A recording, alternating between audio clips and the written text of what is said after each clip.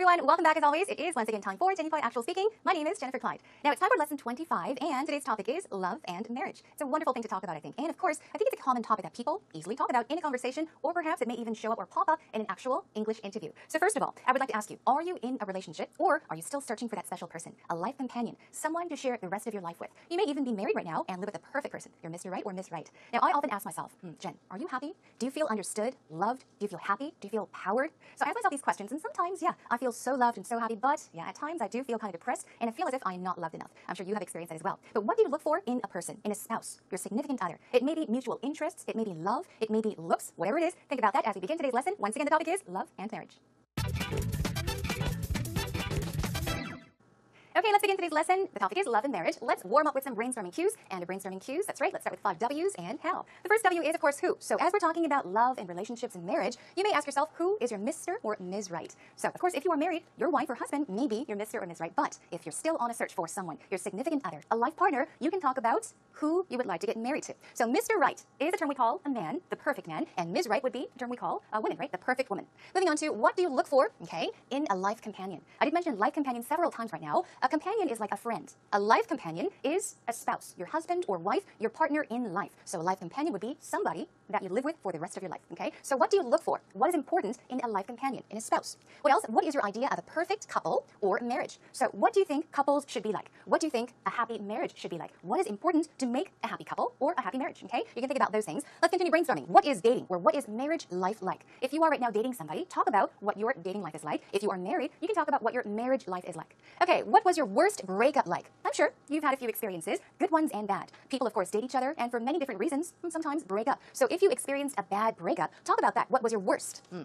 The worst breakup, like your breakup experience. Now, when do you or when did you meet your sweetheart? Okay, when do you plan to would be correct. When do you plan to or when did you meet your sweetheart? What is a sweetheart? A sweetheart is the person, your significant other, the person you love. You can say she is my sweetheart or he is my sweetheart. It means, yes, he or she is the person you adore, you love. That special person is called a sweetheart. When do you feel most loved? As I mentioned, I often ask myself, Jen, are you happy? Do you feel loved? Do you feel powerful? So when is it that you feel most loved by that person, okay? Think about those times. And also, when do you plan to, okay, settle down? When do you plan to? You're talking about your future plans, but what does settle down mean? To settle down may have several definitions, but for example, to settle down could mean to get a stable job and finally get yourself a house and live a stable life. But it could also mean to get married and live a stable life. 안정적인 생활을 하다. It means to settle down. So it can mean two things, of course, to get a job and live a stable life, or to get married. So keep that in mind. When do you plan to settle down if you have a boyfriend or a girlfriend? Meaning, when do you plan to get married? Okay? Now, where did you meet your significant other? We have many, many ways of calling our lover or our sweetheart. The person we love could be your significant other. You can say, he is my significant other. She is my significant other, meaning the person I love. Significant itself means very important, right? So important other meaning person, important person. Keep that in mind.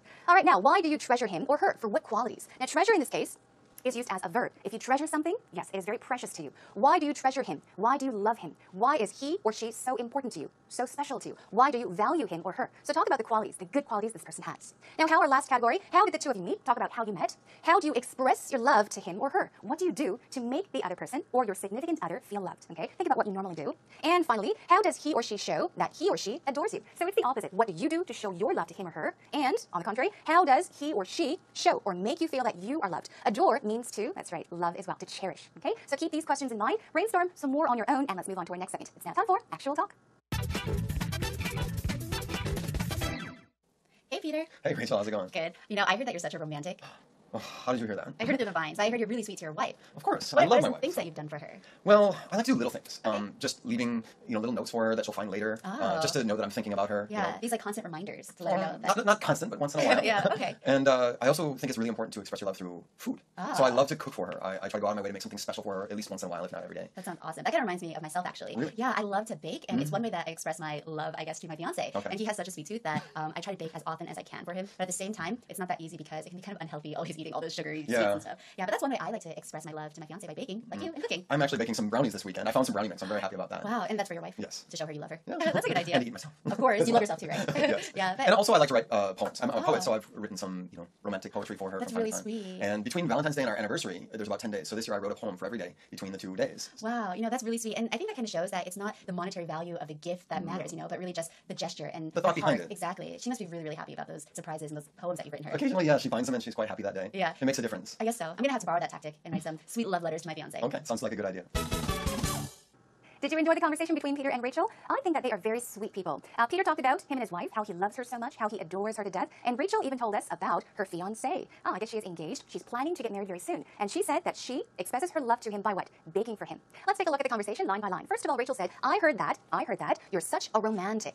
You're so romantic, and also you're such a romantic person. It's kind of similar, but different, of course, okay? Now, she's saying that he is a romantic, meaning a very romantic person, a romantic, 낭만적인 사람, that's right. And then he says, how did you hear that? How did you hear that? Who told you that? Where did you hear that? Now, she says, I heard it through the vines, but the correct form or the full idiom is, hear something through the grapevine, okay? Usually without the S, okay? Now, hear something through the grapevine means to hear something from somebody that heard it from somebody else. 다른 사람에게 들은 얘기인데요. 자, 전에 들은 얘기. A heard it, A tells B, and B tells C. So C would say, I heard it through the grapevines. This is how much I know. I don't know more than that. So basically, she's saying, I heard it from somebody, okay? There's a rumor, for example. I heard it through the grapevine, and I heard you're really sweet to your wife. Sweet. 달콤한, right? Candy sweet. Anything sugary is sweet, but you can be sweet to someone, meaning you're very caring and loving. You're very sweet. I wish my boyfriend was sweet to me. I try to be sweet. Are you a sweet person? Anyhow, he says, of course, I'm sweet to my wife because I love my wife. Let's move on. Now, she asks Peter a question. What are some things that you've done for her? So she's asking him what he has done for her. And he says, well, I like to do little things. Nothing grand, but the little things. And he gives an example. Just leaving little notes for her that she'll find later. Okay, let's take it up to here. Little notes. Notes in this case are like memos, right? On a post-it, for example. So what he does, or one of the things he does to express his love to his wife is he leaves little notes for her, short memos, for example, that she'll find later. So surprise notes, for example. Just to let her know that I'm thinking about her. Just to let somebody know, as a reminder, that I'm thinking about her, that I love her. And then Rachel says, constant reminders to let her know that meaning that you love her. And he says, well, not constant, not every day, but once in a while. I don't do it all the time, but I do it occasionally. Write little notes to her occasionally. And I also think it's important to express your love through something. Now, express one's love through something. Okay, 무엇을 통해서 사랑한다는 사랑의 표시를 하다. Okay, 표현을 하다. But he says express your love through. In his case, he does it through food. So he says, so I love to cook for her. So he's saying that for him to express his love to his wife, he usually cooks for her and he enjoys cooking for her. I try to go out of my way, okay? Go out of one's way basically means to make an extra effort. Here's an example. I have a friend and I'm going in this direction. I'm driving. And my friend says, can you give me a ride? And I say, okay, where are you going? And she says, I'm going that way. So what do? I can say, no, I'm sorry. I'm going this way, so I can't give you a ride. But I could go out of my way and say, all right, although I'm going this way, I'll go out of my way and drop you off. Meaning you're making that extra effort to go around and do something for somebody else. So he says, I try to go out of my way, make an extra effort to make something special for her, at least once in a while, if not every day. So not every day, but just once in a while. Moving on, she says, that sounds awesome. That's wonderful. That kinda, reminds me of myself actually. And then she talks about what she does. She says, I love to bake, okay? And it's one way that I express my love to my fiancé. So she's saying it is her way to express her love to her fiancé. Now, he has such a sweet tooth. Remember this? Sweet tooth is what? Sweet tooth, it means you like sweet stuff. You love candy. You like sugary foods, right? So her fiancé has a sweet tooth, so she tries to bake as often as she can for him, okay? As frequently, as often as she can. I'm actually baking some brownies this week, and this is what Peter says. He's baking. I found some brownie mix, so I'm very happy about that. He's talking about his future plans. He's talking about his weekend plans. Now, he says, also, I like to write poems. I'm a poet, so I've written some romantic poetry for her, for my wife, from time to time. Now, from time to time is what? It's another way of saying occasionally. Not all the time, but from time to time, okay? Occasionally. And, of course, she says, oh, that's really sweet. Oh, love letters or romantic poetry. That's wonderful. Now, he says, between Valentine's Day and our anniversary, between these 2 days, he says theirs. But, of course, the correct form is there are about 10 days. So this year, I wrote a poem for her. He wrote a poem for her every day between the 2 days. So, once again, between Valentine's Day and their anniversary, there were about 10 days. And what did he do? He wrote poems for her every day between the 2 days, okay? So every day. For how many days? For 10 days then, I guess. Now, she says it's really sweet. I think that shows that it's not the monetary value. Now, what is monetary value? We all know what a value is, right? The importance of something, or it can also mean money, right? But here, monetary itself means something related to money, okay? So, I think that shows that it's not the monetary value of the gift that matters, but the gesture. And then they go on. So she's saying, in other words, no matter how expensive something is, it doesn't really matter. It's the gesture. It's the gesture and what? The thought behind it. It's the thought that counts. Okay, so it's the gesture and the thought behind it. It doesn't matter how expensive it is. It matters from where it comes, perhaps from your heart. Now, she must be really happy with those surprises, meaning those memos, right? And those poems that you've written her. And Peter says, occasionally, yeah, she finds them, and she's quite happy that day. I think that's wonderful. And he says it makes a difference. Now, to make a difference, of course, means what? It plays an effect on something, usually a good effect. It makes a difference. So he's saying, yeah, I think it's an important thing to do. Yes, I think it's very important. It will leave a good impact or an effect. Moving on towards the end of our dialogue or conversation, she says, I'm going to have to borrow that tactic and write some sweet love letters to my fiancé. So Rachel has listened to what Peter has so far done for his wife, and she thinks that it's so sweet that she wants to borrow that tactic. A tactic is like a plan or much more of a trick, okay, or a method, actually. So she's saying borrow that tactic, meaning I'm going to try using that method of writing memos or, of course, writing some poetry. I'm going to write some sweet love letters to my fiancé. Sounds like a wonderful plan. Good luck to you, Rachel. Okay, let's take a moment to listen to the dialogue or conversation between Peter and Rachel one more time. And while you're at it, check out the subtitles. Hey, Peter. Hey, Rachel, how's it going? Good. You know, I heard that you're such a romantic. Oh, how did you hear that? I heard it through the vines, but I heard you're really sweet to your wife. Of course, What I are love my some wife. things so- that you've done for her? Well, I like to do little things. Just leaving, little notes for her that she'll find later, Oh. just to know that I'm thinking about her. Yeah, these like constant reminders to let her know that. Not constant, but once in a while. Yeah, okay. And I also think it's really important to express your love through food. So I Ah. love to cook for her. I try to go out of my way to make something special for her at least once in a while, if not every day. That sounds awesome. That kind of reminds me of myself, actually. Really? Yeah, I love to bake, and it's one way that I express my love, I guess, to my fiance. Okay. And he has such a sweet tooth that I try to bake as often as I can for him. But at the same time, it's not that easy because it can be kind of unhealthy, always eating all those sugary sweets and stuff. Yeah, but that's one way I like to express my love to my fiance, by baking, like you, and cooking. I'm actually baking some brownies this weekend. I found some brownie mix. I'm very happy about that. Wow, and that's for your wife? Yes. To show her you love her. Yeah. That's a good idea. And to eat myself. Of course, you love yourself too, right? Yes. Yeah, but And also, I like to write poems. I'm a Oh. poet, so I've written some, romantic poetry for her That's from time really to time. sweet. And between Valentine's Day and our anniversary, there's about 10 days. So this year, I wrote a poem for every day between the 2 days. wow, that's really sweet. And I think that kind of shows that it's not the monetary value of the gift that matters, but really just the gesture and The thought the behind heart. it. Exactly. She must be really, really happy about those surprises and those poems that you've written her. Occasionally, yeah, she finds them and she's quite happy that day. Yeah. It makes a difference. I guess so. I'm gonna have to borrow that tactic and write some sweet love letters to my fiance. Okay, sounds like a good idea. Okay, everyone, that was our actual talk between Peter and Rachel. Now it's time for us to move on to our expressions of the day. Of course, we are talking about love in marriage. You may be married, you may be dating someone, or you may be single, still looking for someone. But let's first of all practice talking about your idea, what you think of a life companion. A life companion, once again, is a partner in life. Somebody that you would share your entire life with, live with together, right? Your spouse, your husband or wife. You can say, my idea of a life companion is. Now keep that pattern in mind up until here. Let's practice with it, okay? Someone who will stay by my side through thick and thin, okay? Through thick and thin. So someone who will stay by my side, meaning be there for me, through thick and thin. Through, meaning through difficulties, hardships, the happy moments. But thick and thin itself here means the good times and the bad times, okay? So, simply put, someone who will stay by my side through the good times and the bad times, through thick and thin, through thick and thin. Good job. Another one is, my idea of a life companion is someone who will be there for better and worse. It's kind of similar to the first expression, but for better and worse, meaning whether the results are good or bad, okay? So, if you perhaps are in a situation, you don't know what's going to happen.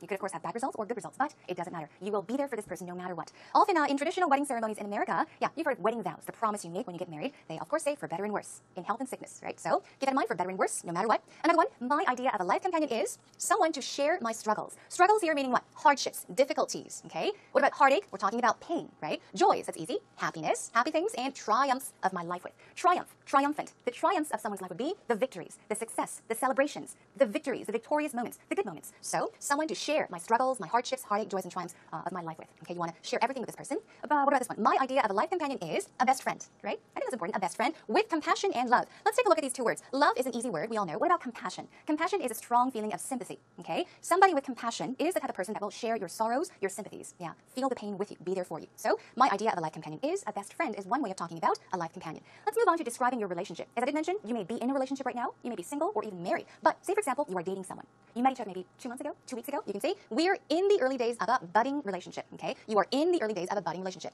Now, bud here means to, as a verb, B-U-D, bud means to grow, develop, flowers bud, right? So, budding relationship means a developing relationship, a growing relationship. You're in the early stages, the beginning of a relationship. We're a lovey-dovey couple.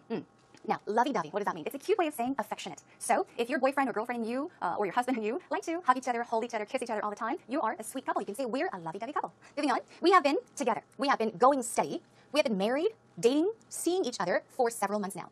Let's take a look at these words first. Together, going steady, dating, you may all know, and also seeing each other. These all mean date, okay, to have a relationship with. You're not married, you're dating each other, okay, you're together, going steady. You're very seriously in a relationship, seeing each other. You're dating for how many long? You could even talk about for how long you've been married for, okay? So keep that pattern in mind as well. Also, you can say, I am head over heels. I am madly in love with so-and-so. So if you are crazy about someone, if you love somebody so much, try saying, I am head over heels in love with so-and-so. I am madly in love with him, for example, okay? Okay, moving on. We are definitely made for each other. We're a match made in heaven. Okay? We're definitely made for each other. We're the perfect couple. Try using that as well. Now moving on to the qualities of your significant other. Talk about your significant other. Let's talk about your wife, for example. My wife is such a good listener. A good listener means a person that is always willing to listen to you. Okay? Some people don't like to listen to other people's stories. They like to talk about themselves only. But a good listener is somebody that is willing to listen to your story. Okay? So always open, always willing to listen to what you have to say. My wife is such a good listener. What about this one? My husband is good to me. Meaning what? He's nice to me. He's good to me. Okay? And generous means giving and sharing to my extended family. Not only to me, but also to my extended family, meaning my grandparents, my relatives, my cousins. So he's generous. What about this? My girlfriend is humble. Respectful, selfless, and non-critical. These are all values or qualities of a person. A humble person is quite calm, okay? They're quite modest and honest. They're truthful. And if they make a mistake, they say, oh, I'm sorry, I made a mistake. So those are humble people. Respectful, selfless people usually put others before them. They are not the most important, but rather other people are important to them as well. Non-critical meaning you don't find fault in people. Now, she loves me unconditionally. There's something called unconditional love, and it means unconditional means unlimited, total, complete. So she loves me completely, unconditionally, no matter what, and lifts my spirits. Lift meaning lift up, bring up, lift my spirits, makes me feel good. Okay, let's quickly move on to talking about marriage. If you are married, you can say, we were together for. Remember, be together for means to date. We dated for. We were together for 3 years before we got married. Talk about how long you dated before you got married. Another one, he popped the question. He proposed to me a year ago today. Pop the question. Pop is what? Pop. So it's a question that's asked suddenly. Pop. The question is to ask to marry. Also, proposed to me is, of course, to ask to marry. Keep in mind, proposed to, always. He proposed to me. I proposed to her. I popped the question today. I popped the question last night. So keep those expressions in mind. And of course, we're going to take a look at one last one. When did you two tie the knot? When did you two get married? So these two actually mean the same thing. Tie the knot. Okay, you are tying the knot to become one. It means to get married. You can ask, when did you get married? When did you tie the knot? So keep these expressions in mind, okay? Practice more on your own and use the ones that you should use, whether you're married, single, or dating someone. It's now time for today's idiom, and also time for you to kind of kick back and relax as you enjoy this segment. It's a short segment, so yeah, here it is. Today's idiom is to pop the question, we just took a look at it, and also to ask for someone's hand. This is quite easy. I'll give you a sentence. Jacob asked for her hand in marriage in a romantically planned proposal last night. So once again, the beginning is Jacob asked her for her hand in marriage, okay? Asked her for her hand in marriage. So this basically means, well, ask someone to marry them. The definition is 청혼하다, to propose marriage. We just take a look at, right, ask for someone's hand. 누구의 도움이 필요할 때요? 도움 좀 줄래라고 할 때 you can say, can you give me a hand? In that case, can you give me a hand means, can you help me? But keep in mind, we're saying, ask for someone's hand. He asked me for my hand in marriage means he asked me to marry him. Another sentence is, when he finally popped the question, I broke down in tears of joy. When he popped the question, I started to cry. I broke down in tears of joy. All right, that is all for today's idiom, everyone. The next time you talk about marriage or asking someone to marry you or proposing to someone, try using these idioms. What are some various ways you express your love to someone? Talk about your personal or others' experience from dating to marriage. Be as descriptive as possible. I think expressing love is one of the hardest things in life. For example, for me, although I love my parents a lot, it's really difficult for me to say I love you. Anyhow, right now I do have a boyfriend, and I dated him for a few months, and I met him through a blind date. And we usually date by going to the movies and also going to exhibitions. However, I didn't think of marriage yet, so I would like to share a little story of my parents' marriage. It's a very special story, but my mom and dad met in a plane. My mom was a stewardess, and my dad told us, my brother and I, he told us that he fell in love at first sight. So I think it was very special, and after meeting her in the plane, they dated several times, and then they decided to marry. But it was very interesting because they didn't date a lot, but they said that they knew that they are going to get married. So I think it's a very special and unique story. And from them, I think I learned a lot that I should express love to whom I really love.